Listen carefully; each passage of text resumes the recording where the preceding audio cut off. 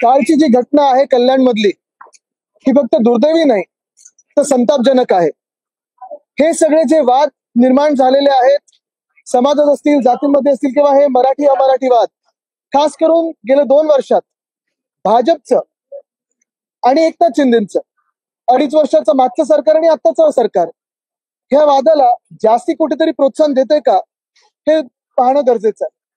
आठवण करा, गेल्या 2-2.5 वर्षामध्ये असे अनेक वाद झाले जिथे हाऊसिंग सोसायटीमध्ये मराठी माणसाला परवानगी देत नव्हते।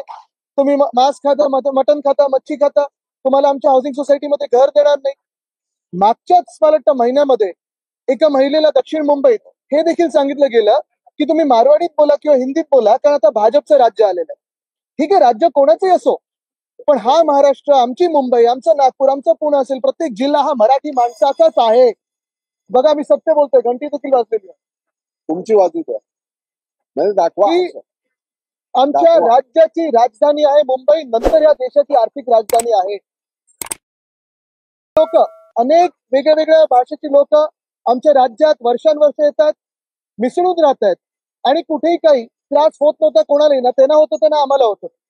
आनंदाने राहा, आमच्या राज्यात येऊन राहा, आमचे येऊन राहा, कोणालाही काही दुखवण्याचं कारण नाही।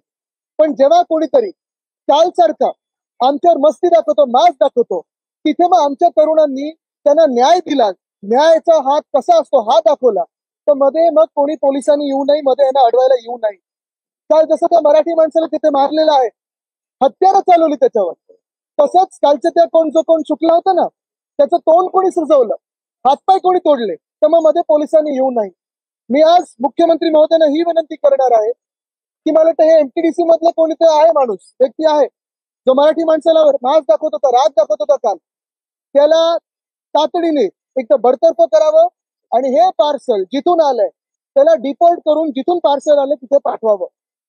हे जे वाद आहेत हे आमच्या महाराष्ट्रात भाजपचं सरकार येण्यापूर्वी कधीही नव्हते, हा मास कधी नव्हता। अनेक भाषिक लोक इथे राहतात, आमच्या मुंबईमध्ये राहतात, महाराष्ट्रात राहतात, हे वाद कधी नव्हते। पण हे व्हेज नॉन व्हेज, आमच्या सोसायटीमध्ये मराठी माणसाला घर नाही, इथे नॉनव्हेजचं रेस्टॉरंट उघडू शकत नाही, कुठून सुरू झालंय?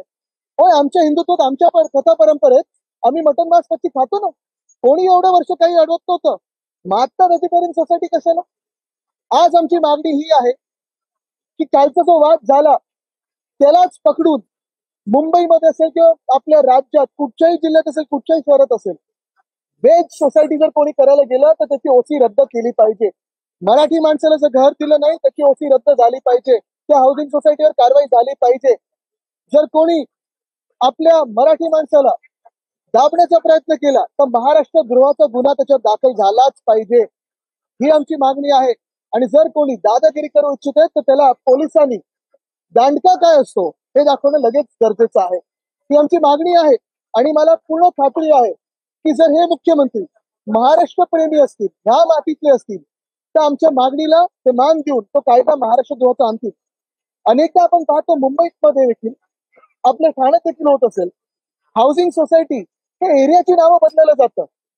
न्यू कफ परेड, कफ तुम्हाला झालंय, आम्हाला कशाला खोकला त्याचा? वडाळा बोला ना, काय लाज वाटते तुम्हाला वडाळा बोलणं? अप्पर वरळी, लिहा ना, शिवडी आहे, शिवरी लिहितात, शिवरी लिहा, शिवडी आहे, परळ लिहा, कशाला ही सगळी नावं बदलताय? यांचे एक मंत्री आहेत लोधा, विचारा काय नक्की आहे।